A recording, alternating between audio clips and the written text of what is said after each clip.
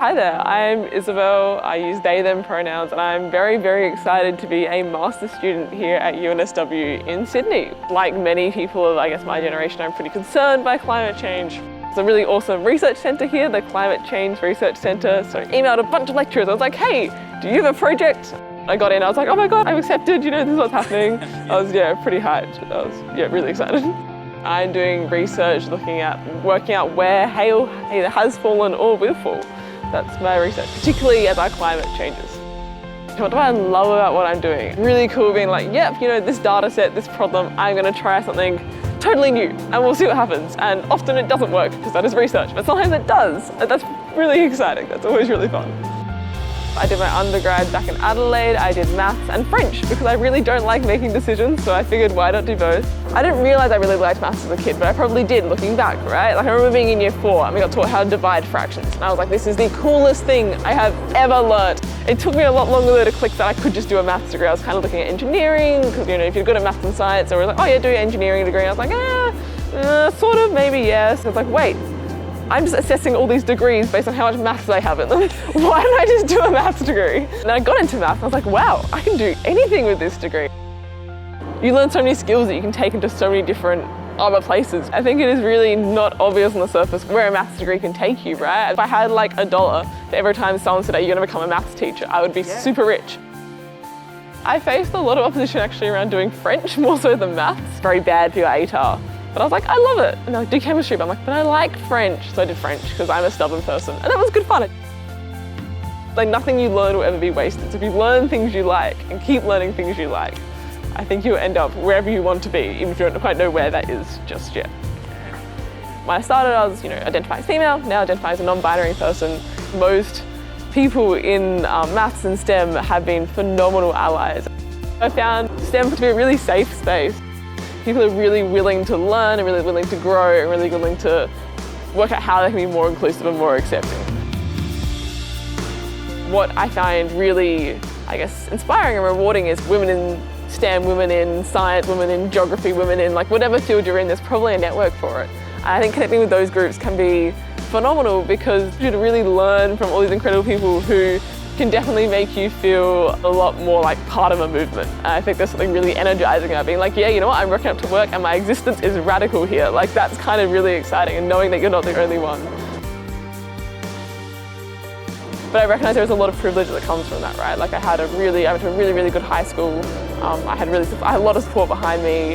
And so I think part of what we can all do is reducing the required level of privilege to enter these spaces, make it as easy as possible for anyone who wants to be there to be there. I reckon my biggest challenge is making decisions. I'm really bad at decisions, hence why I was doing maths and French, not because they're particularly related, but because I just couldn't pick between the two. Even coming here, I was applying for a master's in Adelaide, master's here, and I spent a couple of days having a bit of an aneurysm being like, oh my God, what do I do?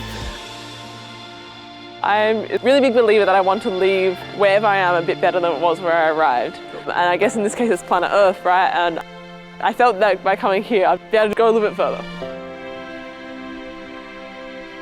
I'm a big reader. I am mildly insane. I have a lot of hyperactive energy.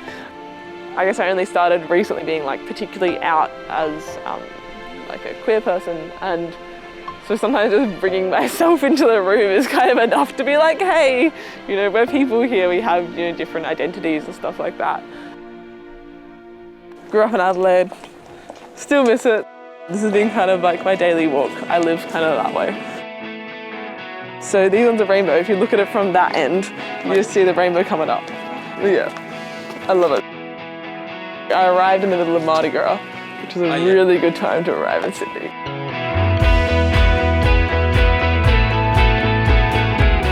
I can't quite believe, maybe it's luck, maybe it's privilege, maybe it's I worked hard, I don't know. But to be here, it's, phenomenal, right? I did the things that made the things happen that meant I ended up here getting to do a degree I really like, hopefully making a difference.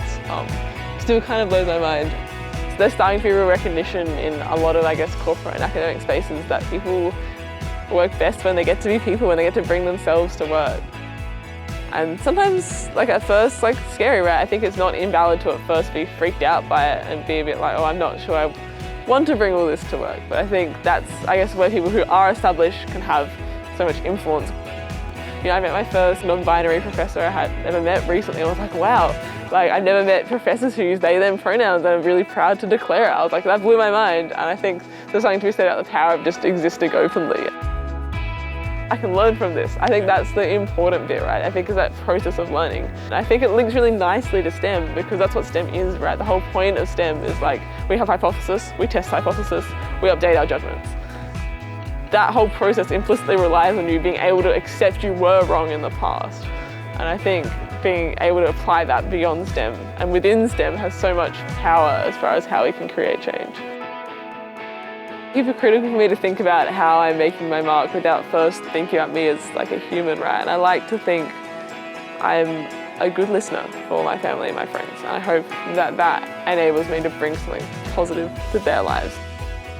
As a scientist, as an activist, I like to think I'm making my mark by looking at hail risk. I hope that by doing that I'll be able to help contribute to us having safer infrastructure tomorrow and managing our food security. Hail is a huge risk food-wise. By being in these spaces, I hope I am not only improving stuff in the here and now, but also I'd like to think that I'm opening up pathways for whoever comes next.